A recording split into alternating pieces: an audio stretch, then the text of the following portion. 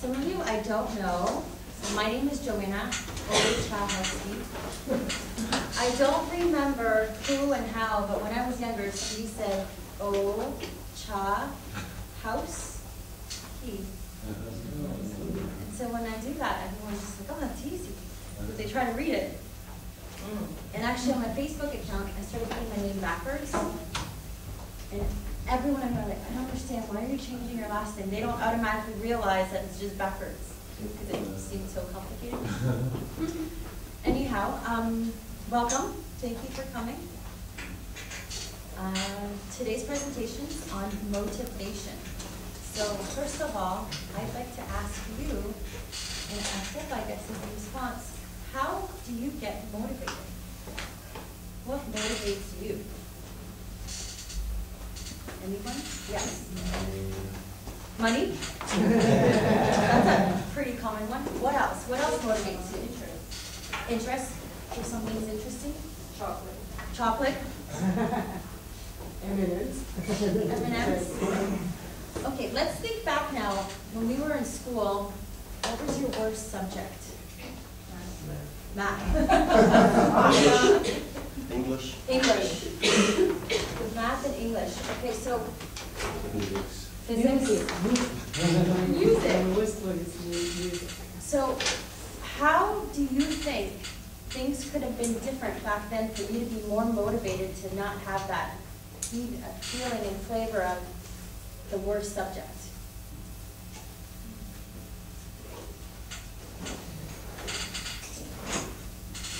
Very difficult question, right? One of the problems is the clash between you and the teacher. When I was 14 years old, Monday morning started with arithmetic with Mr. Kavanagh. Mr. Kavanagh was a young teacher, but he and I just, that was a bad start to the week. So the relationship. Well, see, I was really interested in mathematics, unlike other people. But that year, that Mondays, because the rest of the maths was taken by different teachers. I was in a small high school in the country in New Zealand, very small, 200 students, so we had a limited choice of teachers. So stuck with them. Right, so relationship. If you have a bad relationship with the course that you're taking, then you don't feel motivated or passionate, because as soon as you come in there, you have this frustration. So it's like a wall you put up. So it's kind of having that relationship is also very important in creating motivation. Now, my action research that I did for this goal project was originally started from Kristen Delby. I went to her presentation in another KOTESOL conference, and I was very inspired that she did something that made an impact on students. And I said, well, I want to do that and kind of change it a bit and take it to the next level and see what happens. So that's how it all started. I'm going to try to work with this fancy pointer that I just got. So basically, what I just said, Kristen Delby, her project, and motivating my students and building confidence. All of my classes, that's my main goal. No matter what subject I'm teaching, is how am I going to build confidence in my students and how will I motivate them to be better students, to be happy with themselves, and to actually want to do something. So that's what I think of from the beginning until the end of the semester, regardless of the content that I'm teaching.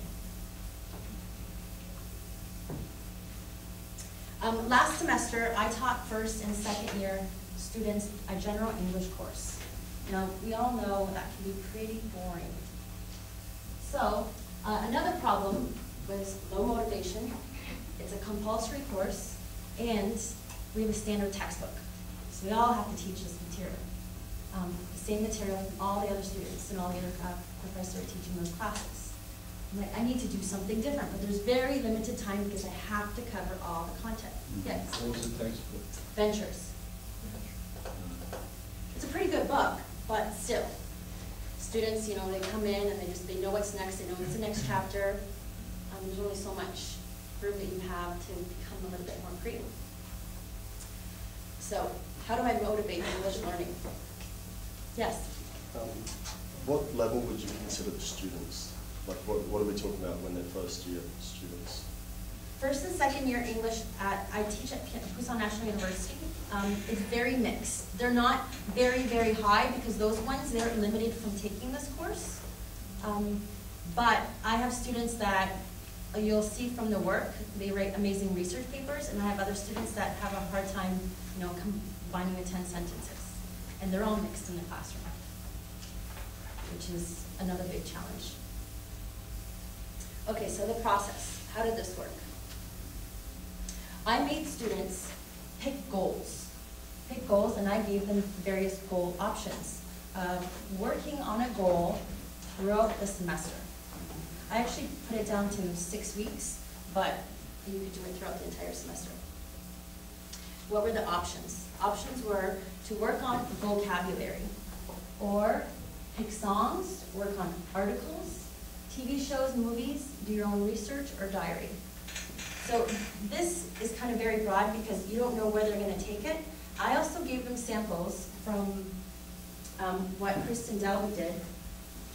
And this is what Kristen Dalby gave out to her students as samples. And I will pass this around so you can see it. And I showed this as samples to the students, but I said, don't be limited with this material. I want you to come up with your own. So for songs, some students listened to the songs, wrote out the lyrics, translated them, gave their own opinions. But one thing I wanted them to do is to give their feelings. So after they listened to the song, whether it was on the vocabulary or if it was on the style of music, depending on their level, that's something they did. Articles, it was either short articles, big, long articles, and one girl went as far as researching articles in some specific topic on religion on the website and wrote like essays on every article. So again, broad variety. TV shows, movies. One student said, I'm going to watch 2 movies a week. I said, no, you're not. You're not going to watch and find that much time. And in the end, he said, I wish I listened to you, but he wanted to maintain his promise. TV shows, research. Research is also for more advanced students. And diary. Diary is self-explanatory. Vocabulary, though, some students, a chemistry student, he actually did vocabulary from his textbook, and so that way it helped him study and save time for his actual subject. So it kind of worked in both ways. Joanna, sorry, I'm just curious, were these what Kristen presented, or were these your own categories? How did you work with these? Kristen, yes. Okay, and what I did at the beginning, which was a little bit different from her, I made the students write an essay after they picked a goal that said, what is your goal that you're going to do? Why are you picking this goal? How do you plan and how often are you going to work on this every day? Once a week, twice a week, every other week? Some students have other obligations, and so depending on what they were doing. It didn't matter to me if you're going to work on it every other day or once a week or every other week. I just wanted to see consistency, and I wanted to see you do it a few times throughout the period, not just all, do it all at the end of the 6-week program. And how do you think this will actually help you improve? Because if they don't find a reason at the beginning, then the whole project is kind of, doesn't have a purpose. So I gave them these specific instructions in the details so you can kind of see the notes that I gave.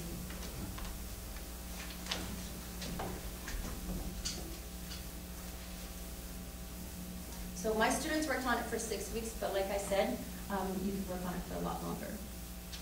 And at the end, after they worked on their goal and after they did the first essay, the final essay was this a positive or a negative experience for you?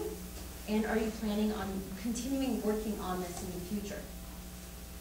And you'd be really surprised on the results. And that was my main concern. I wanted to know, did you feel good learning English by doing this extra project outside of the textbook? And do you think you're actually going to bother studying with English in the future? Or was it just a big, heavy project and, the semester's over and that's it? And at the end of the 6 weeks program, I made the students do an oral presentation. So they had to, I didn't give specific instructions, I said, you need to do an oral presentation on your goals project.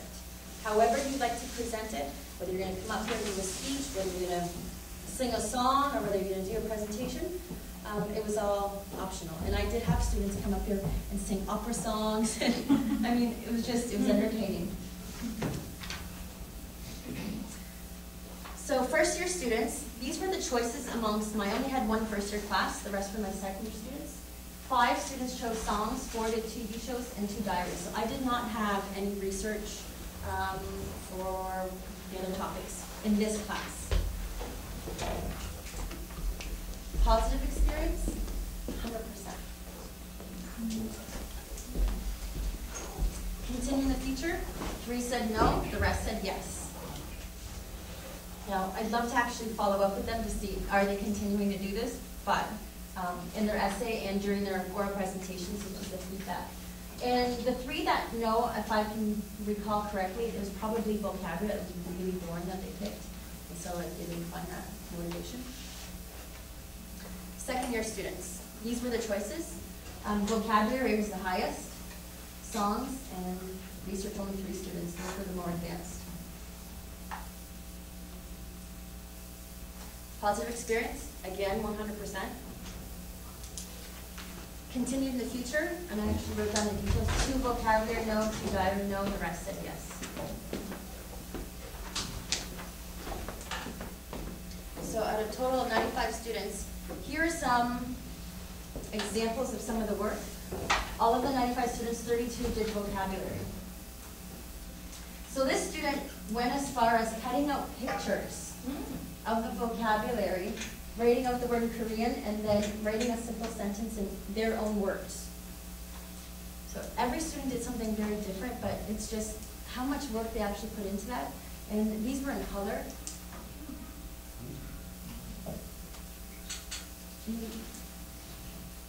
For correspond, you would, it's just amazing how they view things and what they would do.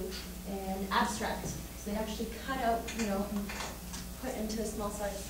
So a lot of work some of the students did. Songs. So they would write out the words of the lyrics, and then they write their opinion. And as they're typing out all the words, and they're also practicing some writing. And this one wrote out the words, and then really wrote a long description about it. I'm actually going to give you some of the actual work samples so you can look at them in a minute. Diary, 13 of the 95 students did diary. They wrote, this one student put a picture and then wrote a whole trip, about her trip and what she did. And what can he tell at the beginning of the day, cloudy and windy? The weather report. TV shows, 10 out of the 95. So this one actually did the full script. Wow. This one put a picture of the movie, kind of gave a description, and then wrote about the plot.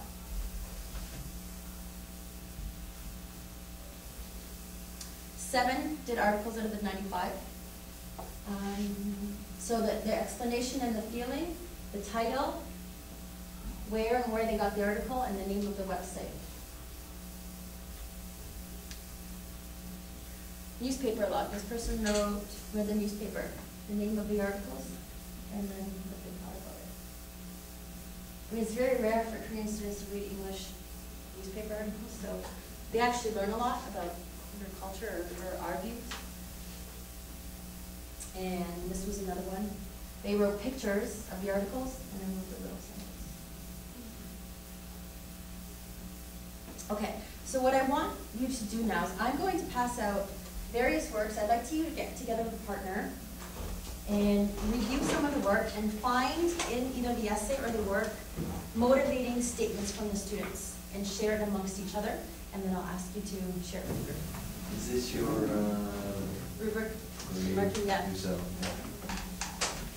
Yeah, I came up with those little writing things to kind of help me give their final marks during their oral presentation and their written work. During the presentation, I said you have to hand in the whole package. The first draft, the final draft for your essays, and your goals, and all the work you did. How much was this? Somebody asking that. Who has the instructions for this? I believe it was 20% each, like the presentation and the project. So 40% of your mark. Because I knew they did a lot of work. But they still had a midterm, they still had a final, and attendance. But this was a project that's just an extra homework on top of the normal work. Oh, Which- so they have normal homework too on top of this. Yes. So it's kind of really surprising and amazing that some of them really did so much work. Some didn't do as much. I mean, the variety was definitely there. Yes. This is optional. No. Optional coming from me, but mandatory for students in my class. I consider myself, I would prefer.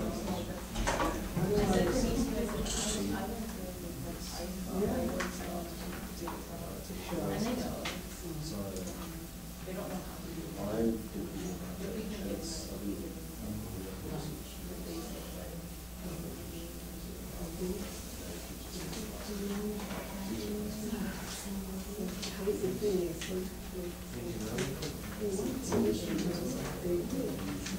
Yes.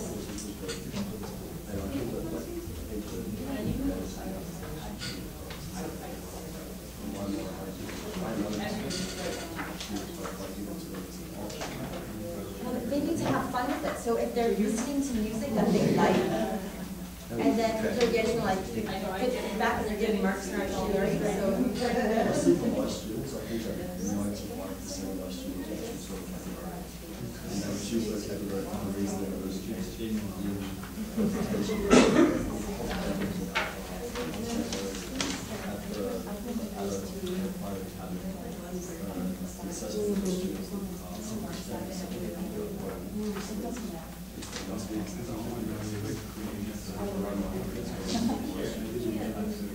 Okay. Vocabulary can be done also from either subject they're studying, or they pick a song, and from that song they're picking vocabulary. So some actually did not only reading and response on the song, but they also did vocabulary from it. And so it all depends on whatever, how much motivation they had.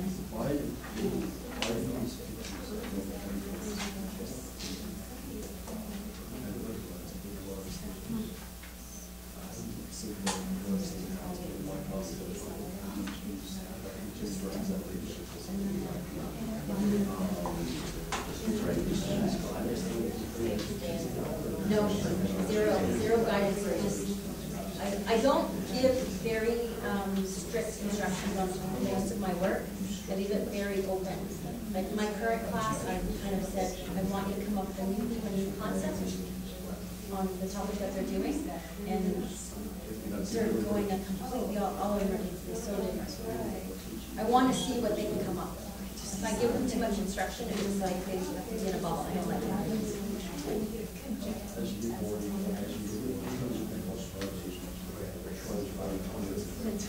Yep, make them use that mind.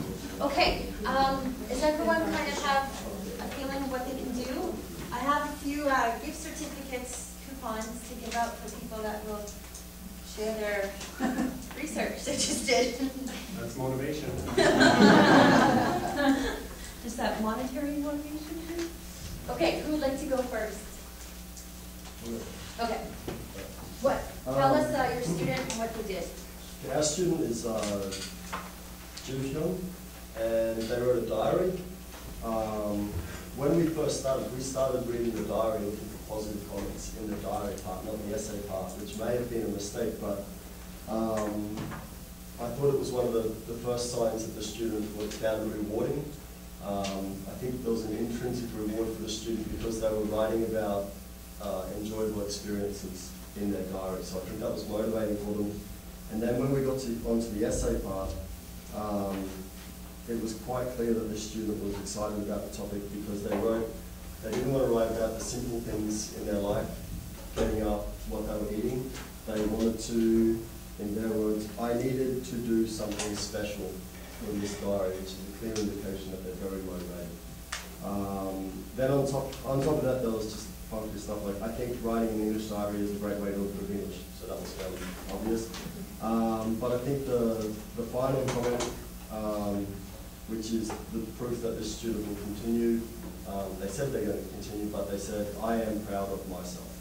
So I think that was just some, yeah, some really good feedback there from the student. Thank you. That's it. Anyone else? I'll talk one here.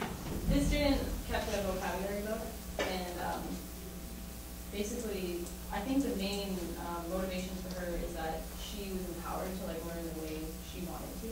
She felt that studying vocabulary is more important than like learning songs or whatever. And most importantly, she said, all the translation and definitions are from my own words and sentences. So she's been saying, I'm interested in these words. I don't care about the textbook words. Like, I don't want to learn that. I just want to learn, words that I'm going to use in my own job or with my friends, which is really great. So that was her main motivation.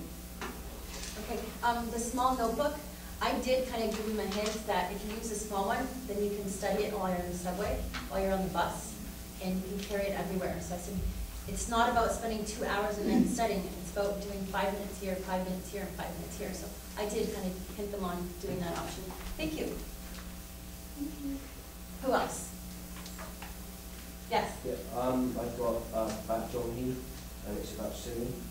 And this student has obviously picked something that they like to do in their spare time, which I think is a motivating factor in itself. But one thing that stands out for me is the fact that he writes that he's becoming to enjoy English in his own way, which I think is quite good, because he's obviously realising that it's not something you study, it's not a subject to be studied, it's a skill to be acquired, I think. And he obviously gets a lot of enjoyment from learning idioms through the lyrics of the songs he's chosen. And what I like as well is, in his comments on some of the songs, he actually becomes more rhetorical. As he goes on, he poses a question about Michael Jackson's Black or White. But I have a question. I remember Jackson wanted to be white, but in this song Jackson said that it doesn't matter to be black or white. So I think this student got a lot from it. And he made a good choice in choosing something that he was obviously interested in. Great, thank you. Who else? Don't be shy. Iwonju, let's sing a song in English. English song.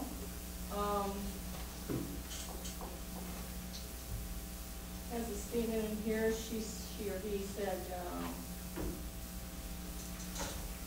songs have repeated lyrics, so it's easier to remember vocabulary. So the student listens to them over and over and over again just to memorize the words. They have the vocabulary. The student said, English song is an effective way to study English while having fun. It's not boring and hard. So, got more enjoyment from learning vocabulary through singing and learning the lyrics. Thank you. Who else? Mine is Kim Sok-kun. He's keeping a diary. The reason he was motivated by meeting a girl, 2 girls in elevator, whose father looks a foreigner, a Western man, and a mother is a Korean lady. And 2 girls were so cute with brown eyes and brown hair. So Kim Sok-kun decided to talk with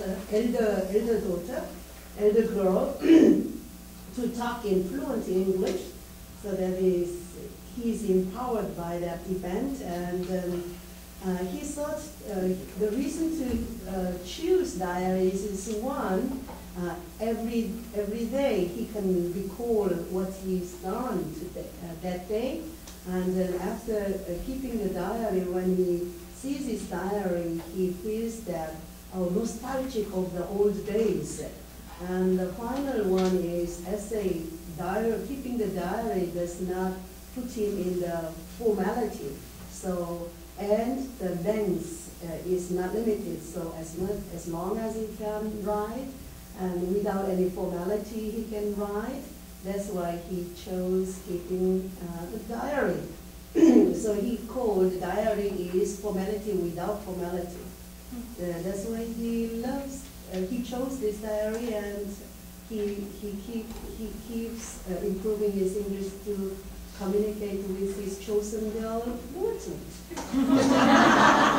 Excellent, thank you very much. Thank you.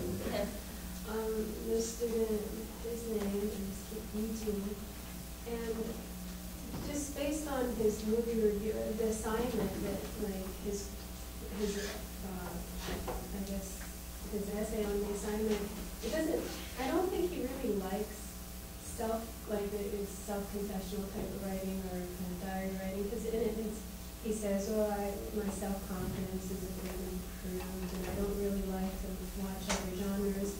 But then when he actually started to write the criticisms of the movie, the actual criticisms, he was able to write in his own voice and have like real opinions that were, that gave him a kind of strong voice, because he started talking about these Tom Cruise movies and how their reaction is exciting, and how these things kind of explore World War II, and how he was able to kind of place himself in a historical situation which he else, otherwise not be able to explore if he wasn't watching the movie.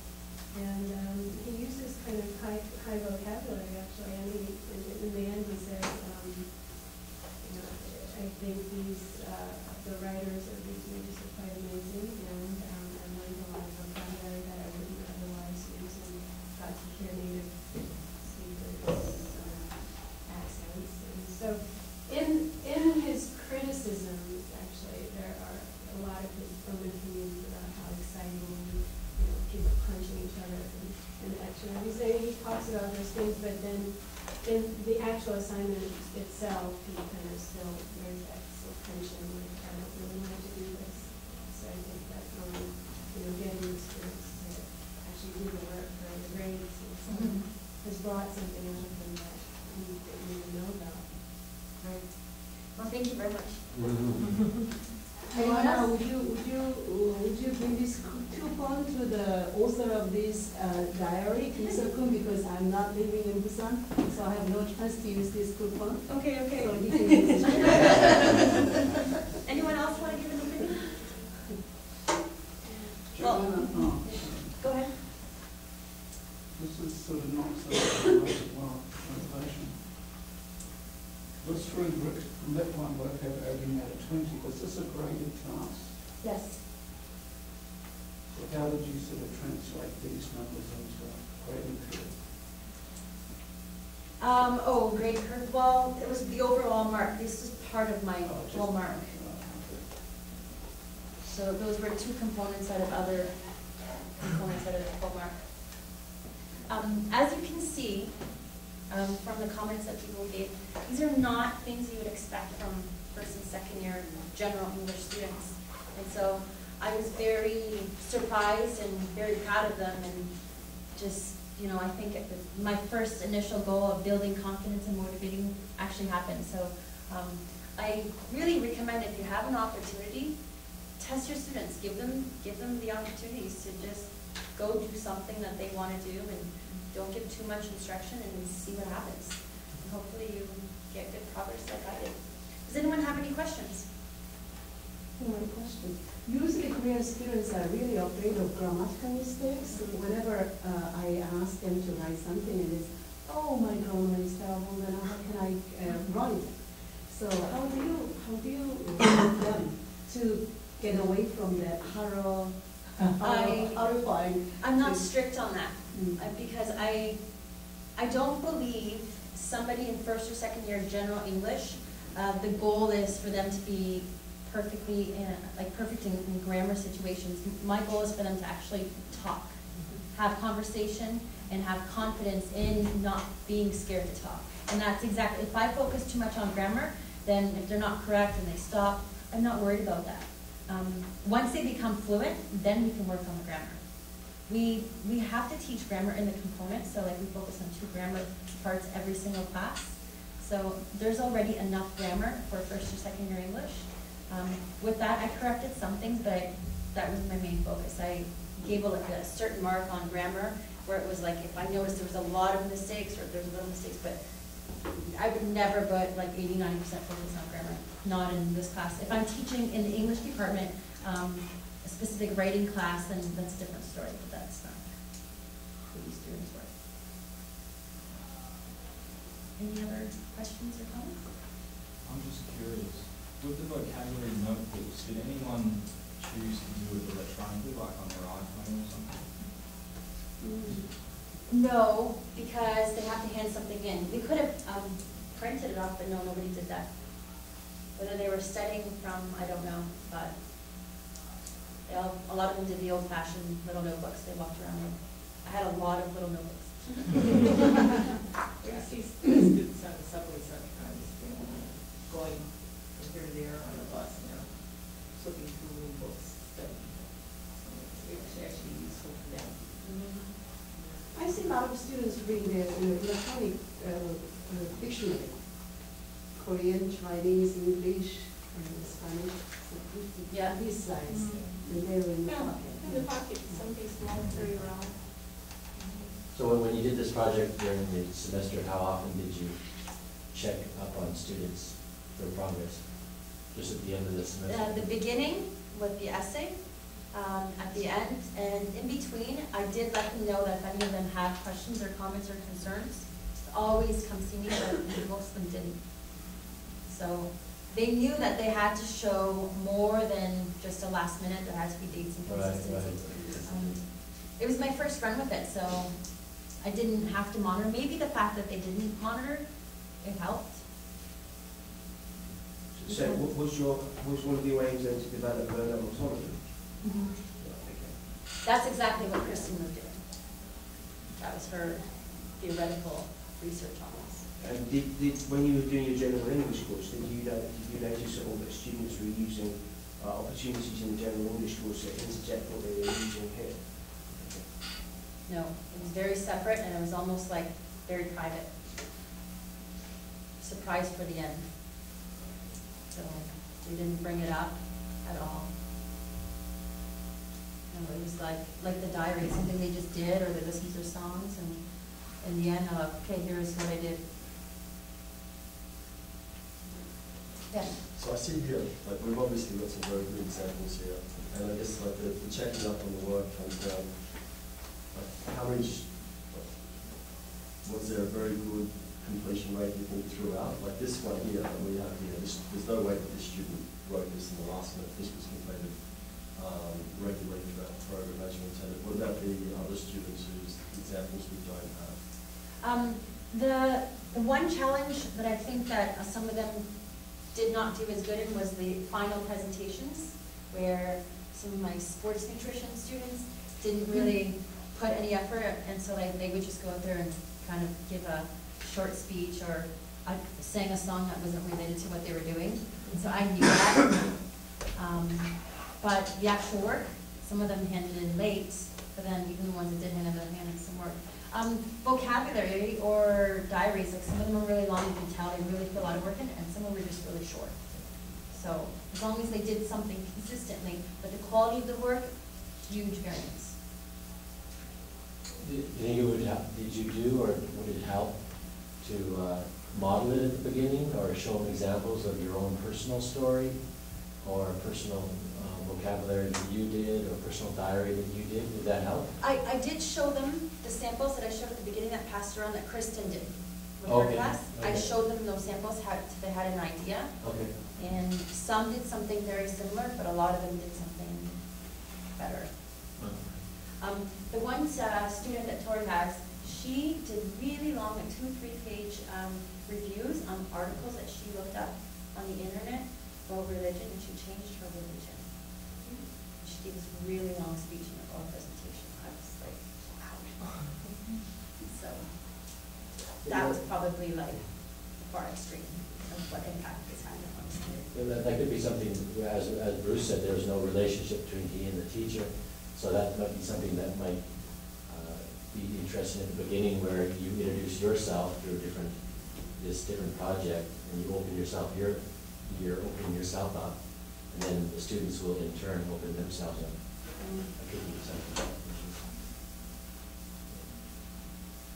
And what do you actually do in the classroom? I mean, these are done by individually at home, right? Yes. You know, how do you spend your 50 minutes? Well, in this course, I had that textbook, so I had to cover 2 units per class.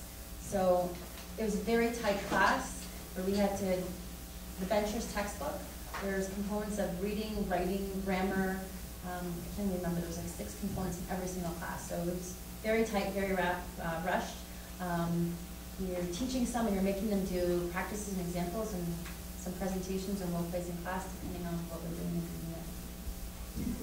Currently, right now, I don't have a textbook, and 80% of my classes, my students are doing presentations. So I kind of give them something, make them work for 20 minutes, and then they all present.